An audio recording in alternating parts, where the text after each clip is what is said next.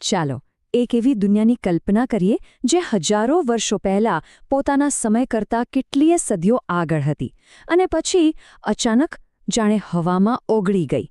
આજે આપણે સમયમાં પાછા જઈશું અને સિંધુ ખીણની એજ ખોવાયેલી હડપ્પીય સભ્યતાના રહસ્યો પરથી પડદો ઉઠાવીશું.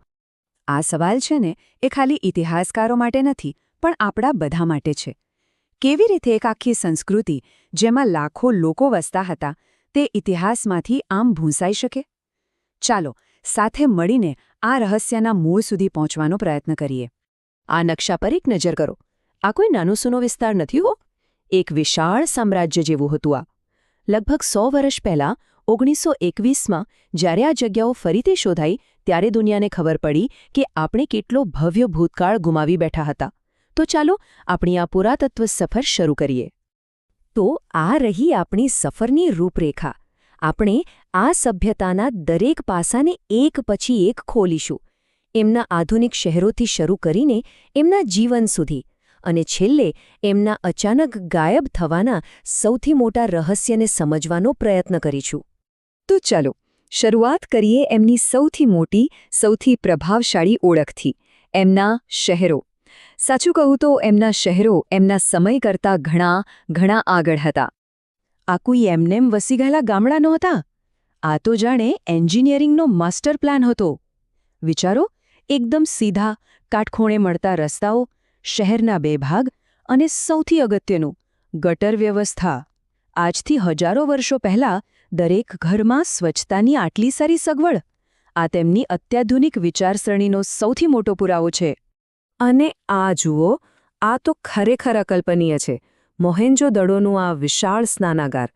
એનું બાંધકામ એટલું મજબૂત છે કે હજારો વર્ષો પછી પણ એવું ને એવું જ છે. આ ખાલી એક સ્વિમિંગ પૂલ નથી. આ એમના સમાજ અને એમની શ્રદ્ધાનું જીવતું જાગતું પ્રતીક છે. જો આ સભ્યતાની એક ખાસ વાત એ હતી કે દરેક શહેરની પોતાની એક અલગ જ ઓળખ હતી. એક બાજુ મોહેન્જો-દડો, જે જાણે કે રાજધાની હોય, વહીવટી અને ધાર્મિક કેન્દ્ર, તો બીજી બાજુ લોથલ, એકદમ ધમધમતું બિઝનેસ હબ. લોથલનું આ ડોકયાર્ડ એ માત્ર ઈંટોનું બનેલું માળખું નથી, પણ એમની આર્થિક તાકાતનું એન્જિન હતું. જરા કલ્પના કરો, આ જગ્યા જહાજોથી ભરેલી હશે, લોકોની અવરજવર, માલસામાનની હેરફેર. અહીંથી જે લોકો હજારો કિલોમીટર દૂર મેસોપોટામિયા સુધી વેપાર કરવા જતા હતા. સારું, તો હવે આપણે મોટા શહેરો અને એમના પ્લાનિંગ વિશે તો વાત કરી, પણ હવે એ જોઈએ કે આ શહેરોમાં રહેતા લોકોનું જીવન કેવું હતું. એ લોકો શું ખાતા હતા, શું પહેરતા હતા? એમનું જીવન મૂળ તો જમીન સાથે જ જોડાયેલું હતું. ઘઉં, જવ જેવા પાક ઉગાડતા. અને હા, કપાસ. એવું કહેવાય છે કે દુનિયામાં કપાસ ઉગાડનારા સૌથી પહેલા લોકોમાં આ લોકો હતા. પણ એ લોકો ખાલી ખેડૂત જ નહોતા, જબરદસ્ત કારીગર પણ હતા. માટીના વાસણો બનાવવા, મણકા ઘડવા, ધાતુના ઓજારો બનાવવા. એમના હાથમાં જાદુ હતો. તો એ લોકો પહેરતા શું હતા? પુરાવા કહે છે કે સુતરાઉ કાપડમાંથી બનેલા કપડાં. અને ઘરેણાનો શોખ તો જુઓ, પુરુષો અને સ્ત્રીઓ બંનેને હતો. સોના, ચાંદી અને સુંદર મણકાના આભૂષણો પહેરતા. આ ચહેરો જુઓ ધ્યાનથી. એને એ પૂજારી રાજા કહેવાય છે. પણ એ ખરેખર કોણ હતો? શું એ કોઈ રાજા હતો, કોઈ મોટો ધર્મગુરુ? આપણને પાકી ખબર નથી.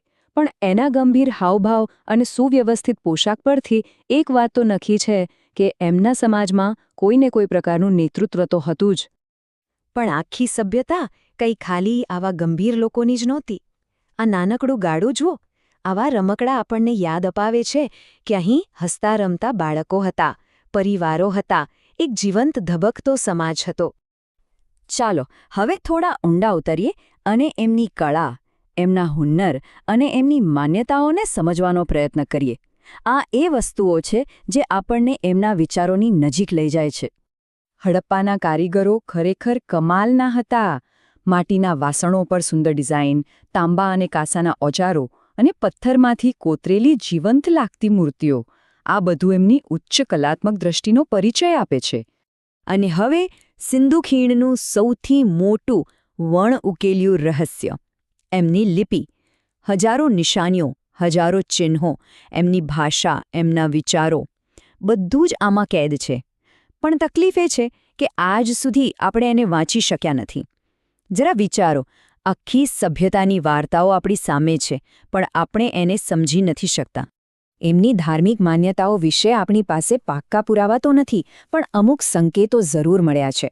કેટલીક મૂર્તિઓ પરથી લાગે છે કે તેઓ મૂર્તિ પૂજા કરતા હતા, અને મૃતકોને દફનાવવાની રીત, એમની સાથે વાસણો અને બીજી વસ્તુઓ મૂકવામાં આવતી, આ શું બતાવે છે?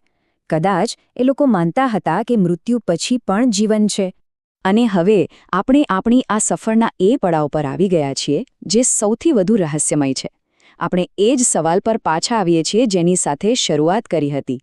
આટલી મહાન, આટલી વિકસિત સભ્યતા આખરે ગાયબ ક્યાં થઈ ગઈ?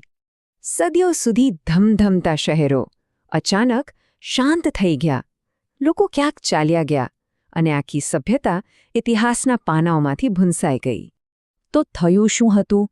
આ બાબતે ઇતિહાસકારોમાં અલગ-અલગ મંતવ્યો છે. શું કોઈ ભયંકર પૂર આવ્યું હતું કે પછી નદીઓ જ સુકાઈ ગઈ? અમુક લોકો માને છે કે બહારથી કોઈએ આક્રમણ કર્યું, તો કોઈ કહે છે કે કોઈ મોટી બીમારી ફેલાઈ હશે. સાચું કારણ શું હતું એ તો કોઈ નથી જાણતું, પણ બની શકે કે આ બધા કારણો ભેગા થયા હોય અને આ મહાન સભ્યતાનો અંત આવ્યો હોય. એક વાત તો છે, આ સભ્યતાની શરૂઆત જેટલી શાનદાર હતી, એનો અંત એટલો જ રહસ્યમય છે. એની વાર્તા આપણને એ શીખવે છે કે સમય આગળ કોઈ ટકી શકતું નથી, ભલે તે ગમે તેટલું મહાન કેમ ન હોય. પણ સવાલ એ છે કે શું આ વાર્તા અહીં જ પૂરી થઈ જાય છે? સમયની રેતી નીચે હજુ બીજા કેટલા રહસ્યો દટાયેલા હશે? જ્યાં સુધી આપણનેના જવાબો નથી મળતા, ત્યાં સુધી સિંધુ ખીણની આ ખોવાયેલી દુનિયાનું રહસ્ય આપણને હંમેશા આકર્ષતું રહેશે.